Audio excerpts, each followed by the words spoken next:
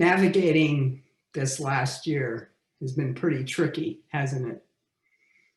We've been in uncharted territory, a mapless reality where we have been wandering in a forest of uncertainty. For many of us, it has been a journey through a very lonesome valley, one we have had to walk by ourselves, isolated from family and friends.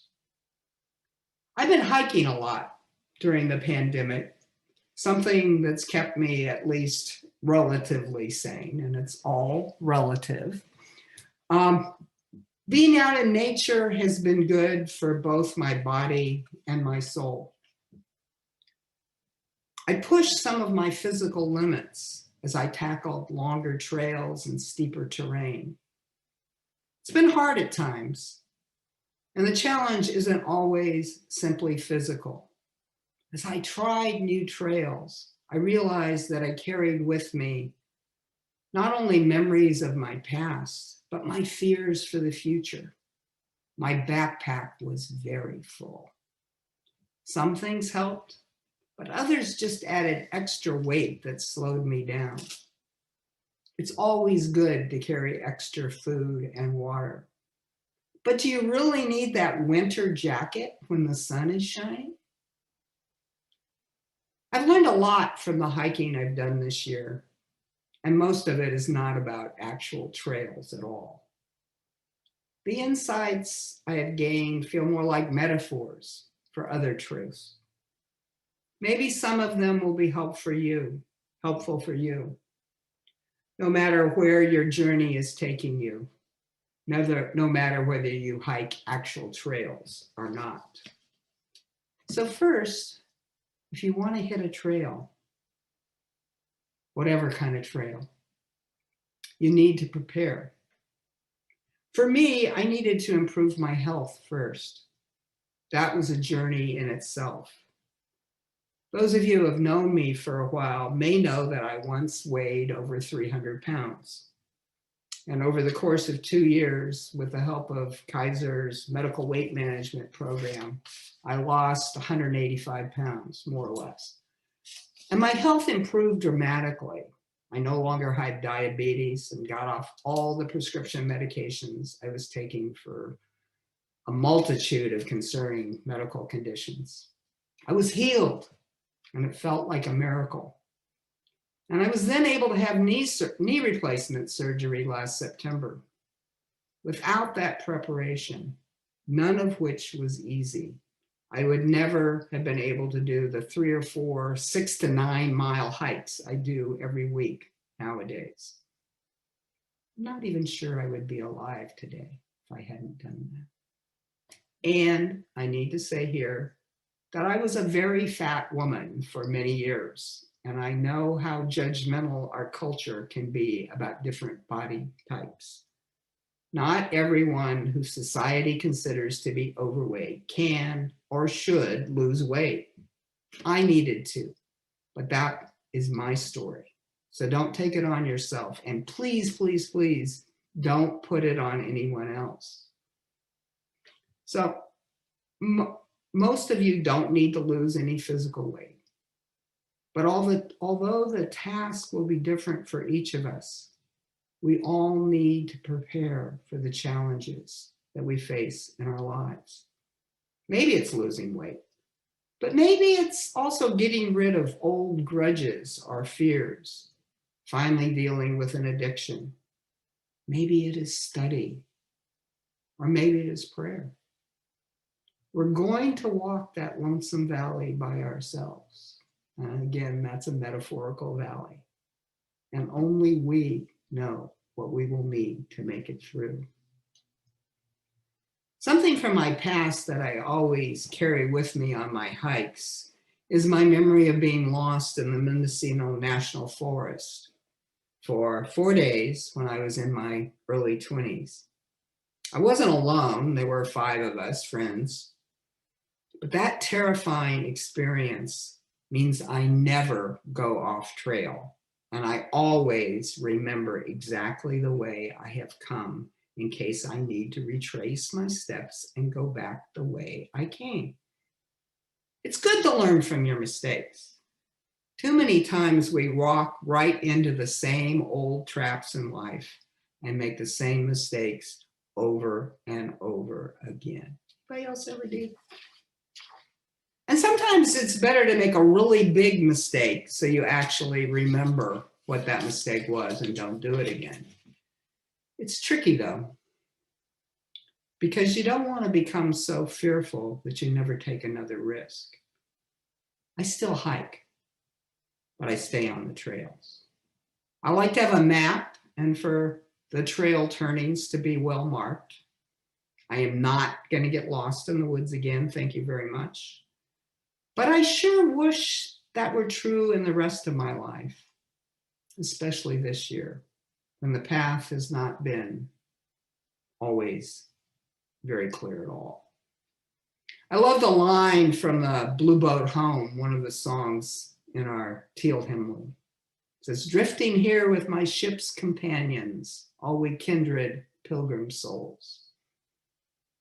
Maybe we have to walk that lonesome valley by ourselves, but it's so much better not to have to hike alone. Religious community offers companionship on our journeys, even if for now it's only via the internet. Together, we are searching for truth and meaning in our own unique and hopefully responsible ways. I do both loop hikes and out and backs. Both have advantages and disadvantages, I think. On a loop hike, you see more variety in the same number of miles. And I totally love loop hikes if I've done them before. The first time I do them, however, is a lot less fun because I worry we might be doing the trail in the wrong direction. I've done that, gone in the wrong direction, gone up the gentler slope and been faced with a steeper and sometimes treacherous descent near the end of the hike when it's too late to turn around. And downhills are much harder with my one new knee and one old knee. But with a loop hike, you don't really know what's coming. And if you're forced to turn around because the trail becomes just too hard, you can add miles and hours to your day. Continuing on a too hard trail can be miserable. Once, Ann and I were on the last mile of a loop trail, and the trail became so steep with so much loose gravel that I had to do much of it sliding down on my rear end. If we'd done the trail in the opposite direction, it would have been hard, certainly, but I could have at least stayed upright. Some trails are also best avoided completely. They can be worse than falling down that proverbial rabbit hole. On an out and back, if the trail is too hard, you can just turn around. Now that can be disappointing. You didn't reach your goal, but it is much safer. How often do we stay on a path that is too challenging, when it really would be better to stop and regroup, turn around, and try a different way up that metaphorical mountain?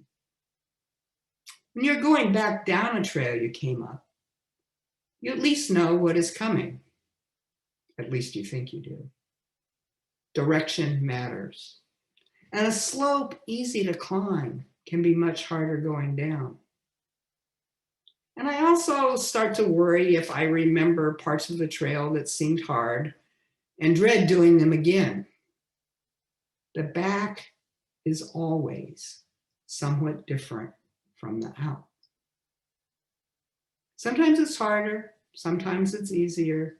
You don't really know until you've done it. Your body is tired on the way back too, which is something else to consider. One thing that always surprises me is how different things look from the opposite direction. The views are from a different perspective. You see things you didn't on the way out. It's like people. everybody's got their own perspective, and they see things. Other people see things that I don't, that you don't. And not to mention, there's wildlife that can surprise you at any time on the trail. Around Marin, we see a lot of coyote, deer, wild turkeys, snakes, and once we saw a bobcat. Only rattlesnakes pose a real threat in Marin. And I've gotten used to the black bears in the Sierras, which we see fairly often when we get up there, which I love going up there. And I'm cautious around the black bears, but they don't really frighten me. When we saw a mountain lion cross the trail before us in Yosemite Valley, however, I was thrilled by the sight, but also very glad that he kept moving away from us. Sometimes there's a trail you have hiked many times. You know all the twists and turns, the hard parts and the easy downhills. You know the spots where there will be shade and the good places to stop for lunch. A familiar trail is like an old friend. There may be small surprises, a hawk circling overhead, a butterfly perched in the middle of the trail, or a snake sliding across in front of you. All of these small surprises are familiar, expected in a way. They keep you interested, but it's still the same trail, and you know how to keep going, and you are confident that you will make it back home. You believe that whatever happens, the trail will still be your friend. But sometimes the conditions change. It's much hotter than usual, which makes the uphill climb so much harder. You twist your ankle on a loose rock. The snake you see looks like a rattler, and it coils to block your path. Your friend has moved ahead down the trail, and you feel so very alone. How will you ever make it home? Your faith in the trail, in the map, and your ability to hike it is shaken. 2020 has been like that in so many ways. Democracy took a strange and dangerous turn. The trail was washed out, eroded next to a steep drop-off. We've been sick at heart and unsure who that virus snake was going to bite first or last. There's no map because suddenly the familiar trail is lost and we need to bushwhack our way across a thicket of poison oak and endless fears. And there's a lot of poison oak along the trails, friends. It's easier to identify in the fall when the leaves turn dry and reddish. Earlier in the year, you need to look to see if there are thorns. Because if there's thorns, it's a berry and it's fine. The line is, if it's hairy, it's a berry, and then you don't have to worry about it being poison oak. Or instead, if the leaves are shiny, they're not safe. The leaves of 3 Let It Be jingle helps a little, but I'm much more confident in the fall when that rusty color is a very clear warning sign of poison oak. Now, our country has, thankfully, cleared a path through poison oak earlier this month. A trail that may lead us to a more promising future, one with more justice and liberty for all. But racism, like poison oak, is native to this country, as is greed and xenophobia, and the roots run deep. We can clear a path, and I hope we do. We can even plant a garden, but poison oak is very tenacious, and it will take generations of serious attention to eradicate the evil of racism once and for all. I doubt that it will really happen in my lifetime, but I will keep trying to make it so. And I know you're with me in that as well. Because those shiny leaves of white supremacy still hold appeal for way too many people.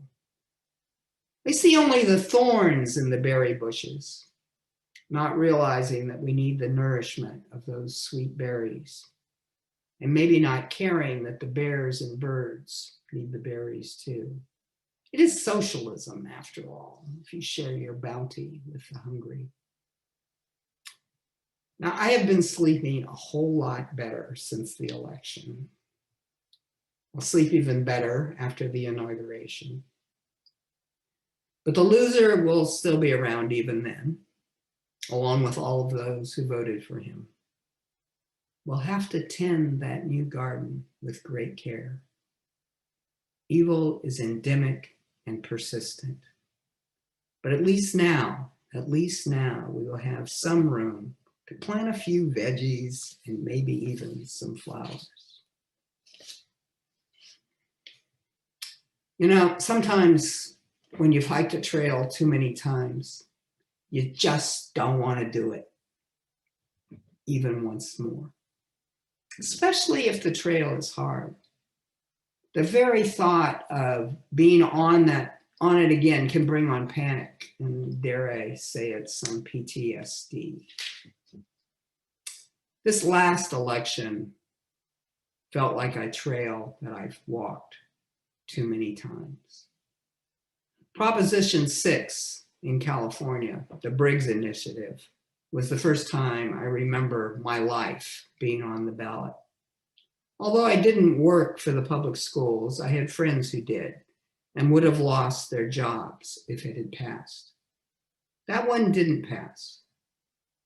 But it still felt horrible that my neighbors and fellow citizens could decide that I was less than fully human simply because of the gender of who I love.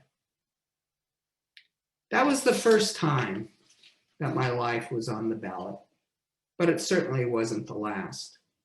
There's no point in listing all the times. You know them as well as I do. But I thought it was almost done when the Supreme Court on June 26, 2013, allowed me to legally marry the woman I have loved since 1975, and to have it recognized by the federal government. Now, it took 2 more years and another court ruling to make that marriage legal in all 50 states. But by then, I thought it was finally over. It was like being on a hard trail. It was tough going at times, and it took way too long. And I thought I wouldn't make it to the end. But then I suddenly found myself on a sunlit mountain with gentle grades, good footing, and amazing views. There was a sweet stream running alongside the trail and lots of places to stop in the shade. I thought I had arrived at a place almost like paradise. But the trail turned again. I think the year was, you know what year it was. And the downslope was too steep. I was afraid of falling. The hillside was eroding and the water was rising, and there were maniac bikers racing toward me, and they weren't wearing masks. The Supreme Court has changed. It's no longer friendly to me or other humans who aren't rich, white, straight, and male. And I don't mind real bikers if they wear masks and slow down when approaching, but the crazy ones scare me.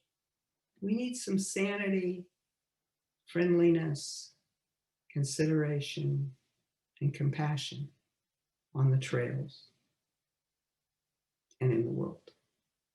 This election was about so much more than what might happen to me personally or to my marriage. I'm white, I have decent health care and some financial resources. I'm a citizen, a couple generations away from my immigrant grandparents. And I'm old enough that I probably won't live to see the planet become unable to sustain human life. But I am so glad that we elected someone this time who will at least try to make things better and not make them worse. Sometimes the trail you are hiking is so terrible, you have to turn around. Sometimes turning around is really going forward. I hope we are turning around from the trail we've been on for the last 4 years. It's always good to be heading back toward home after a large, long, and arduous hike.